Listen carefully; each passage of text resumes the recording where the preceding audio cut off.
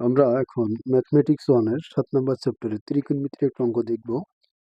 4 নম্বরের দাগের 6 নম্বর অঙ্কটা। সেটা হলো √3 cos θ প্লাস sin θ √3। এটা সমাধান করতে হবে। তো এটার জন্য প্রথমে আমরা √3 cos θ মাইনাস √3 টা পাশে নিয়ে আসলাম। আর sin θ টা ওই পাশে পাঠিয়ে দিলাম, মাইনাস sin θ হয়ে গেল। এখন উভয় পাশে আমরা বর্গ করব। বর্গ করার পরে এখানে a মাইনাস b হোল স্কয়ারের সূত্র পড়ে গেল। এটাকে যদি আমরা a মাইনাস b হোল স্কয়ারের সূত্র দিই তাহলে কি হয়? Square minus 2ab plus b square equal two, এটা যদি হোল স্কয়ার করি তাহলে sin স্কয়ার থিটা। এবার এখানে 3 cos স্কয়ার থিটা, এখানে এই যে √3 ইন্টু √3 হয়ে গেল 3 ইন্টু 2 6 cos থিটা প্লাস এখানে স্কয়ার আর রুট কেটে গেলে 3 থাকলো। এখানে sin স্কয়ার থিটা সমান আমরা 1 মাইনাস cos স্কয়ার থিটা লিখতে পারি। এখন ওই পাশের এই অংশটা এই পাশে নিয়ে আসি, তাহলে 3 cos square theta minus 6 cos theta plus 3 ওপাশ থেকে 1 এই পাশে আসলে minus, minus cos square theta আসলে প্লাস cos স্কয়ার থিটা। এখন এটাকে যদি আমরা সরল করি, এখানে 3 cos স্কয়ার থিটা আছে, ওপাশে একটা cos square 4 cos square theta, এখানে 6 cos থিটা, এখানে 3 থেকে 2 এক বাদ গেলে 2 ইকুয়াল টু 0।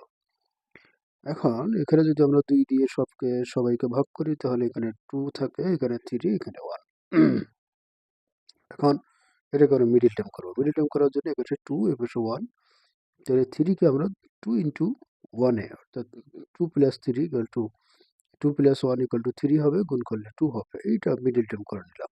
এখন কমন নিলাম, আমরা কমন নেব, গুণ করে দিয়ে কমন নেব।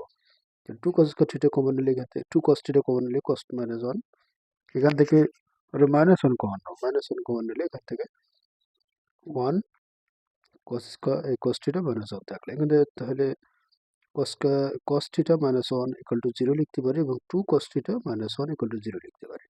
এতে cos theta is equal two 1 হলো, এখানে cos theta is equal two আমরা হাফ পেলাম। তো cos থিটা 1 হয় 0 ডিগ্রিতে, 0 সাথে 360 যোগ করলে 360 ডিগ্রি, এখানে হাফ মানে 60 ডিগ্রি, এর সাথে 360 ডিগ্রিতে বিয়োগ করলে এখানে আমরা 300 ডিগ্রি, অর্থাৎ অ্যাঙ্গেল আমরা পাইলাম 0 ডিগ্রি 360 ডিগ্রি, 60 ডিগ্রি 300 ডিগ্রি। এটা হলো আমাদের অ্যান্সার।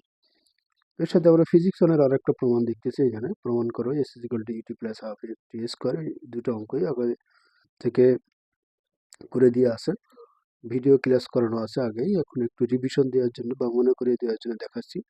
প্রমাণ করো s equal to UT plus half T square. তো এটার জন্য ছোট্ট করে একটু লিখে নিতে পারি আমরা, মনে করি ইউ আদিবেগ নিয়ে এফ সুষম ত্বরণে টি সময়ে কোনো বস্তু ভি শেষ বেগ প্রাপ্ত হয়। তো আমরা জানি গড় বেগ V bar is equal to U plus V by 2, আর টি সময় পরে দূরত্ব কি হবে, S is equal to V bar into T. এখানে ভি এর মানটা বসাই দিলাম, দিলে এখান থেকে কি পেলাম আমরা, এই 2টা যদি এর সাথে গুণ করি তাহলে আমরা 2s পাবো, এর সাথে এটা যদি গুণ করি ইউটি প্লাস ভিটি। এখন আমরা জানি যে ভি সমান আবার ইউ প্লাস এফটি, বস্তুর বেগ V is equal to U plus F T, সেটা এখানে বসাই দিলাম। দিয়ে যদি গুণ করি এখানে আমরা ইউটি পাইলাম, এখানে আবার UT plus half UT plus FT square equal to 2s।